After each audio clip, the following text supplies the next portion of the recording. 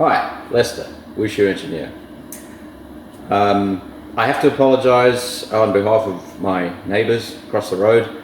If you hear some what we would loosely call melodies in the background, we have some neighbors who are what we like to call karaoke cowboys.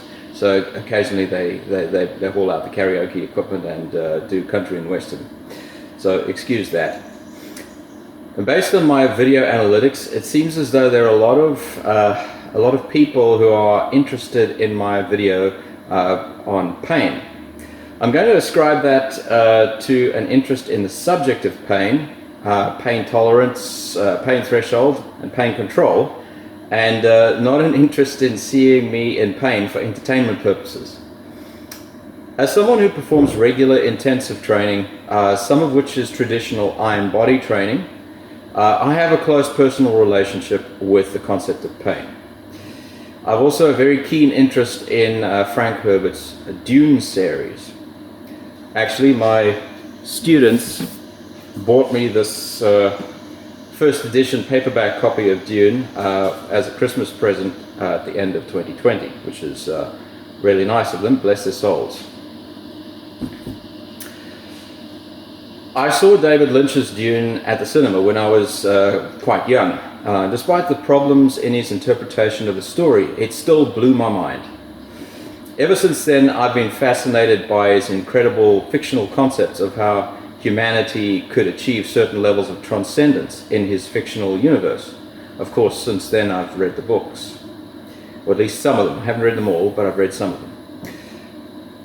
Now, in his universe, there are groups like the Bene Gesserit, the Mentads, and the Spacing Guild Navigators. These groups of people fascinate me. In Frank Herbert's novels, there are these groups of humans who have undergone what you could call consciously controlled mental and physical evolution over many generations through rigorous mental and physical training, the use of fictional psychoactive substances, like the spice melange, for instance, genetic engineering, and in some cases technological enhancement. In fact, you could say that the Dune series is a major inspiration in my own training, research, and my study into human limits and how to transcend them. So, of course, I am looking forward to Denis Villeneuve's upcoming movie adaptation of Dune.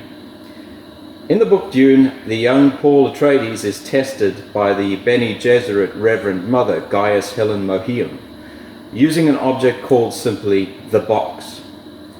We were lucky enough to see this very pivotal scene in the trailer to Denis Villeneuve's Dune. The test is simple. Remove your hand from the box, and you die. What's in the box? Pain. The box is described as being able to cause intense pain in the hand of the subject of the test through a process described as nerve induction. The test is performed to determine if Paul is what the Reverend Mother describes as human. She explains that an animal, if caught in a trap, will chew its own limb off to escape from the pain in the trap. However, and this isn't explained in the trailer, of course, a true human will remain in the trap, enduring the pain until the one who set the trap returns to it. At that point, the true human will kill the trapper to ensure that his or her tribe is protected. If Paul is indeed human, he will thus possess the self-control to keep his hand in the box for the duration of the test. Luckily for him and for us, he manages to endure far more pain than any other human male has endured during the test, and he's released by the Reverend Mother. I do not know exactly what inspired Frank Herbert to write this brilliant scene into his novel. Some have suggested that he was inspired by similar machines presented in the works of other science fiction writers. However, based on the nature of his work and on a recorded interview that I've listened to from the 1960s, I'd like to think that perhaps he was also inspired by scientific research into human pain tolerance and associated work into altered states of human consciousness. We released a video entitled Pain a little while ago, during which we performed a very basic analysis of my pressure pain threshold and tolerance using an electrical algometer. The testing procedure forms part of the portfolio of tests offered at our Martel facility because it's fairly convenient and doesn't require much in the way of equipment. What we found was that my pain threshold was perhaps a bit higher than normal, though not outside the bounds of what would be expected. However, my pain tolerance was very high indeed. My conclusion to this was that the various forms of hard physical training and iron body training that we practice regularly had significantly increased my pain tolerance, but had not necessarily increased my pain threshold.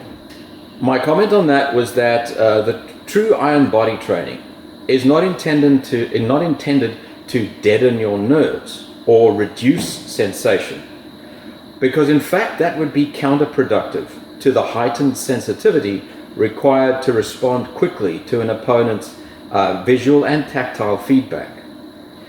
I had a viewer comment on my pain video recently who asked me to perform some investigations into what is called the Cold Pressor Test. Thank you for the suggestion, Jamie. I appreciate it. I'd intended to revisit the topic of pain in a future video, so this definitely caught my interest.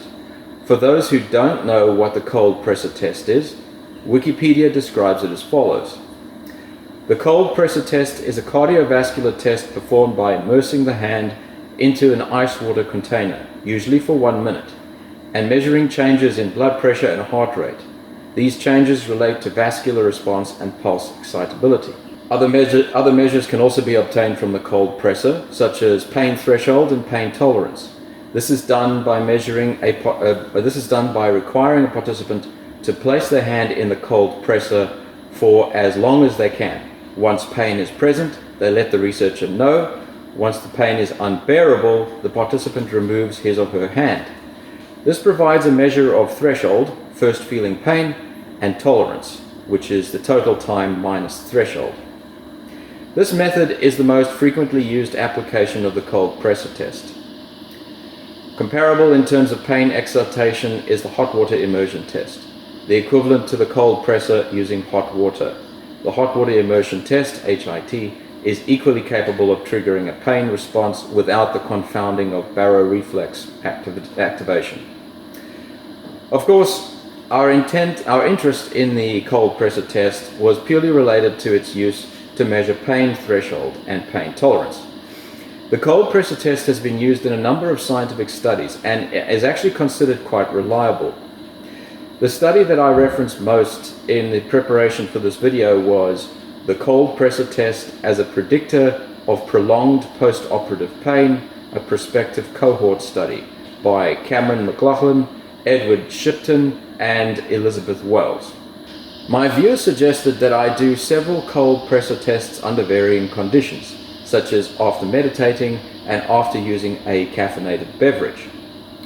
After thinking about it for a while, I decided that I would perform the test only once and focus on how the pain affected my physical performance, specifically my fine motor response times, tested using a push-button response time test. I did not believe that meditating or practicing Qigong prior to the test would have any significant measurable effect, because as soon as the pain began, I would instinctively engage all of these techniques to maintain control anyway. It would be hard for me to switch off these instinctive control techniques.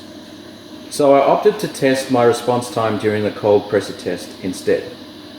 The reason that I decided to do only one test is that the cold pressor test can actually cause physical damage, and thus has to be limited in terms of duration.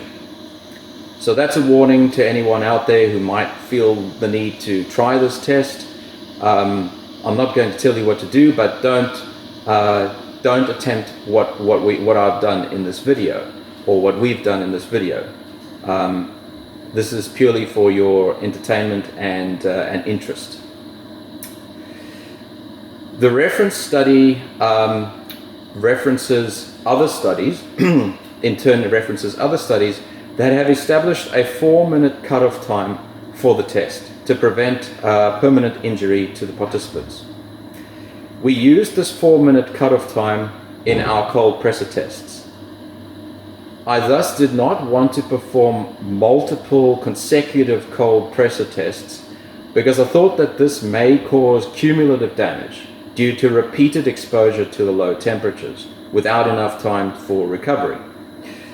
Taking long breaks between consecutive tests or doing tests on different days may also lead to skewed results due to natural human performance variation over extended periods of time and from one day to the next.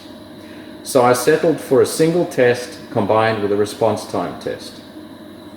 I had a theory that I wanted to test whether adrenaline released as a result of exposure to pain may improve my response times. I believe that this has been studied with respect to gross body motor skills, although I have not done much research into this yet, perhaps in a future video. So to sum up what I'm going to be doing, an ice bath, performing a push-button response time test. At this stage, the Wushu scientist decided that she wanted to try the cold pressor test as well. This would be interesting in terms of confirming or overturning the sexual dimorphism between males and females that has been detected in other studies. The equipment used for the cold pressor test included an ice bucket filled with ice and water, along with a mobile phone-based timer to ensure that the test would not exceed the maximum of 4 minutes in duration.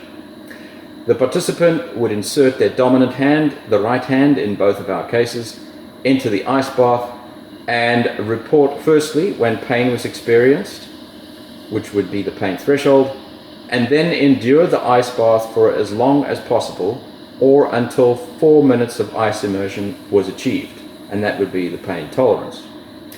The equipment used for the response time test was based at the Martel Speed and Precision Station and included a laboratory timer, an activator, the Speed and Precision Station visual indicator light, and a push button.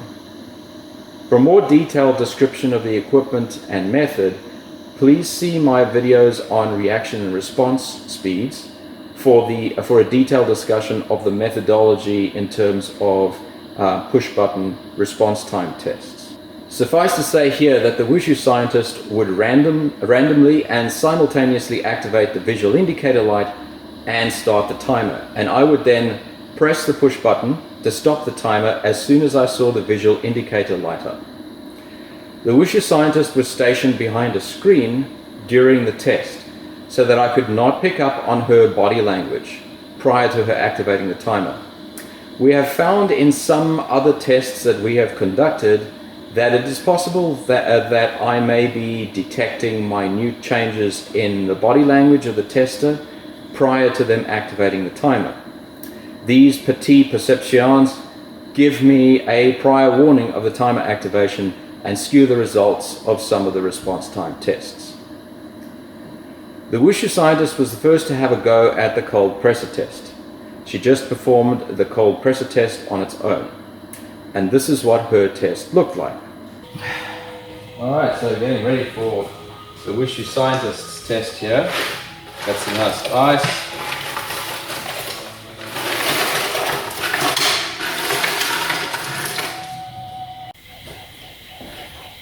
Alright, so we're going to start off with the Wushu scientist's test. And she's about to put her hand in the ice and go. So let me know when you first feel pain. You shouldn't see that.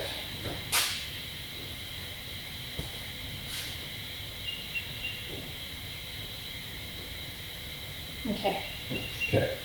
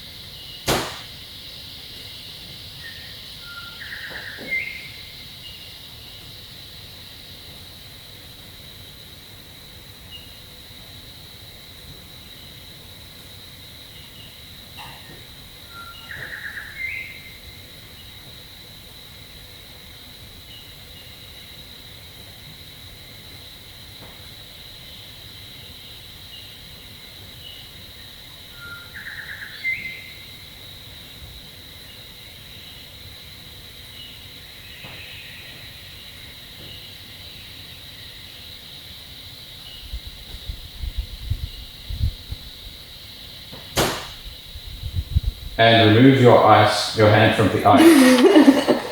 Remove my ice from my hand. Ice from your I have to do hand. that. Okay, so that was 4 minutes. You've passed the test, Yay. young human. Thank you.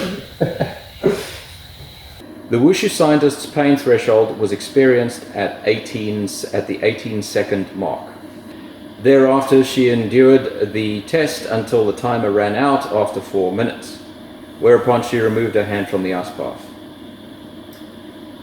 As you may be able to see from the test, she instinctively started using meditation and breathing techniques as the pain increased. Once she had completed her test, I performed a baseline response time test, and this is what that looked like. Okay, so we're going to start off with some baseline push button reaction speed tests.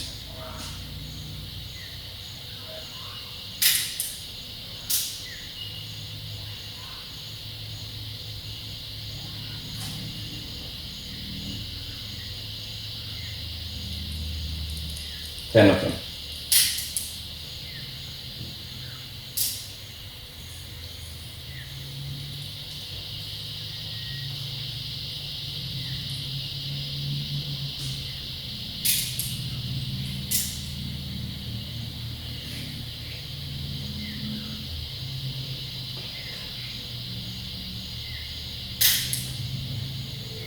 That would have been a catch.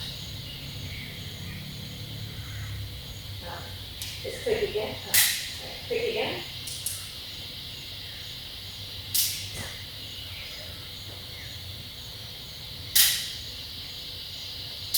Are you ready to start the test again? Yes. Okay, I'm ready. So when you're ready. Mm-hmm.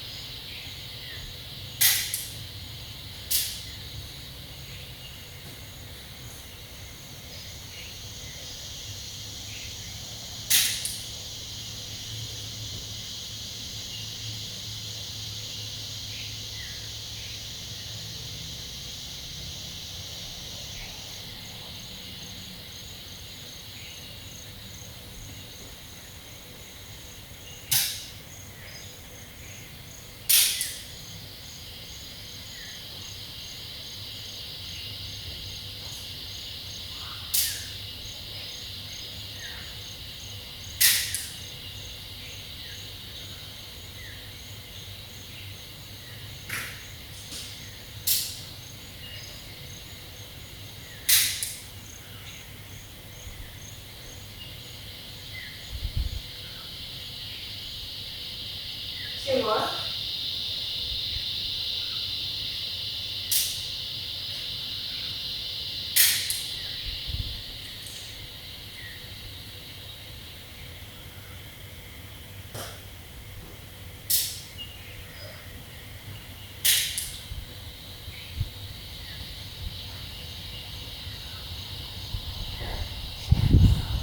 Okay. Okay. How are those looking? That was really good. So we've got 0.1283, 0.1252, 0.1319, 0.1506, 0.1246, 0.15, 0.4, 0.17. So. Yeah.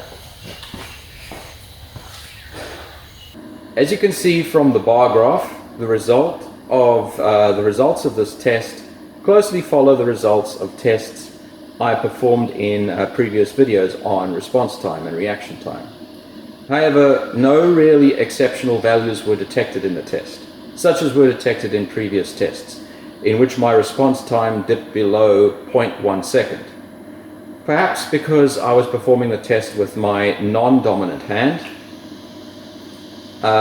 My average benchmark response time was thus 0.1386 seconds.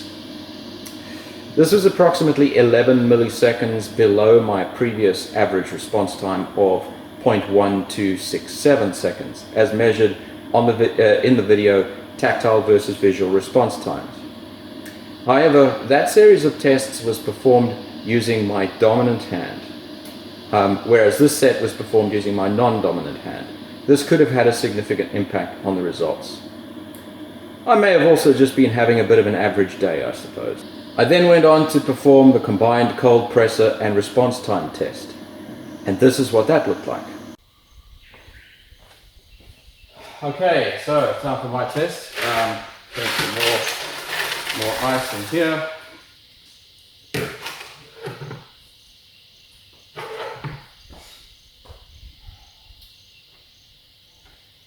Just ready.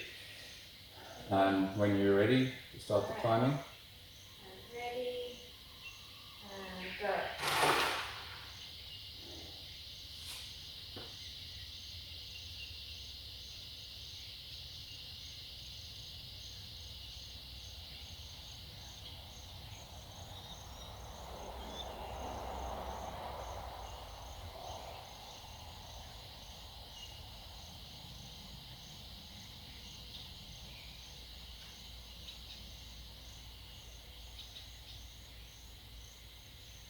Okay, I'm starting to feel pain now.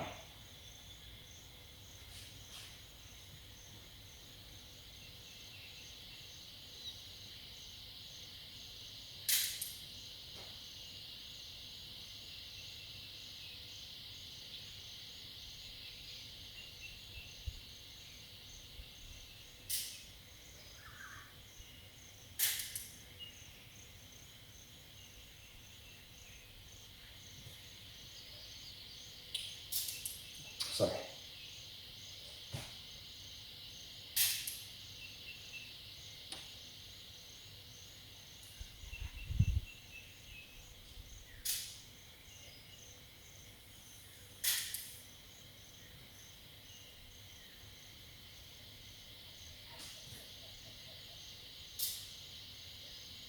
Ooh, it gets you, doesn't it?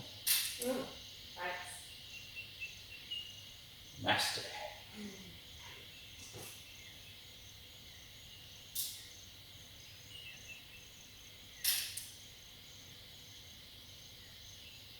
Starting to sweat a little bit. What is that?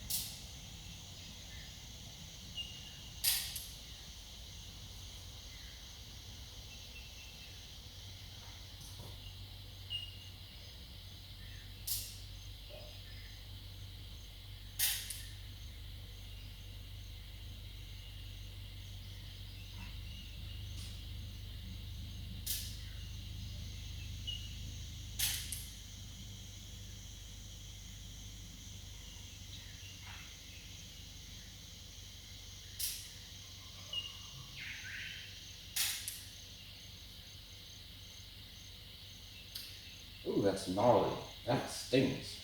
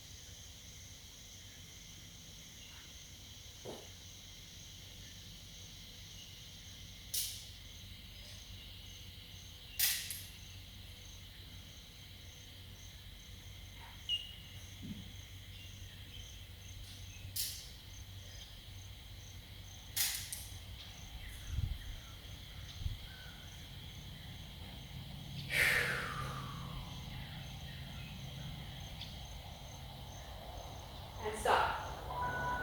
Oh. Well done. Ah. That's nasty.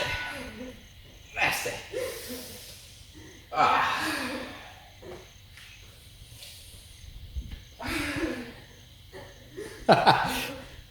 It doesn't look at all weird, but it feels like it's dead. So what were those results like? I think that they were, we have to average it out, but they certainly weren't worse. So 0.15, 0.2, 0.14, 0.14, 0.18, 0.14, 0.13, 0.13, 0.13, 0.13, 0.12, 0.15, 0.13, 0.13, 0.12, 0.14, 0.11. That was your record, which was the second last So value. the second last value was record. 0.18 is the last one.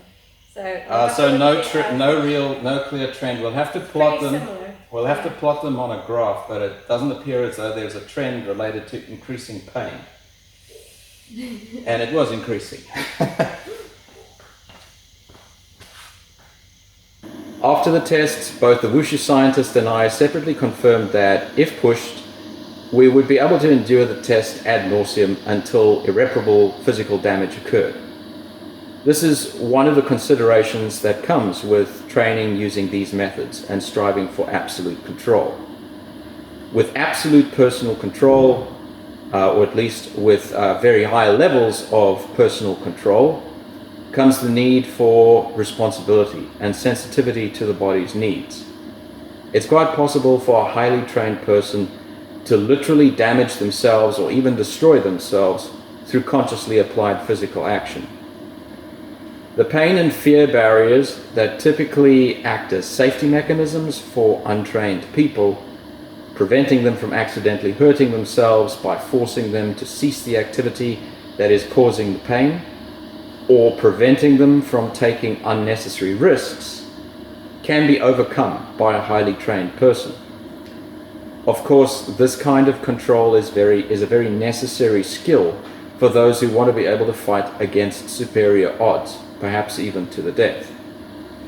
Fear of death and aversion to pain robs such a person of their ability to act in extreme situations when necessary. During my test, my pain threshold was reached at 30 seconds, compared to the Wushu scientist's pain threshold, which was reached at 18 seconds. This was quite interesting because it seemed to corroborate the sexual dimorphism detected in other studies. In addition, our pain threshold tests were possibly indicative of increased sensitivity when compared to some of the results from the reference study. However, this is hard to confirm because pain threshold is such a subjective quality, or quantity I should say. Participants in this other study may not have reported pain threshold accurately because they simply wanted to appear tougher than they really were, or may have felt social pressure to report inaccurately. Additionally, we only performed one test each, so that's hardly a large enough sample size to confirm any hard findings.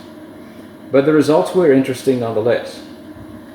As you can see from the test, I also felt the pain and started to engage breathing and meditation techniques instinctively to manage the pain and control my responses.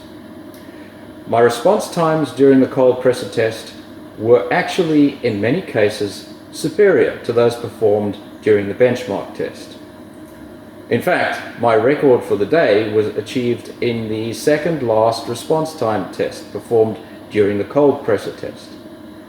At 0.1166 seconds, this was only 23 milliseconds slower than the fastest visual response time that I achieved from my previous video, tactile versus visual response time. However, my average response time was slower than that of the benchmark test at 0.1452 seconds. But just looking at the listed numbers was a bit deceptive because there were a few outlier bad scores that distracted and detracted from the trend, and also led to a lower average score than for the benchmark test. In order to see this clearly, I plotted the results as a bar graph, and this is what it looked like. As you can see, if you look past the outlier bad scores, there appears to be a trend of decreasing response time as the cold pressor test proceeded. I drew a projected line on the bar graph to suggest the kind of trend that we may be seeing here. I thought that this was really interesting and worth sharing with my viewers. Although this was the result of only one test and thus does not constitute a hard finding, it still seems to suggest that as my adrenaline levels were climbing due to increasing pain, my fine motor response time appeared to be increasing as well. This is something that I would like to investigate more in future videos. The reference study contained a section discussing various types of pain tolerance tests in the discussion section of the manuscript. Here it is stated that regarding the intensity of acute post-operative pain, pain threshold testing with electrical stimuli demonstrates greater predictive power than either mechanical or thermal stimuli. Now, I thought that was a really interesting discussion point, and as such, I hope to perform some tests using electrical pain stimulus in future as a means of stimulating adrenaline release while I'm performing other physical tests. So I think that those kinds of investigations may be very interesting and might actually reveal quite a few interesting results. I hope you enjoyed this video, and I'll see you all again next time. Cheers!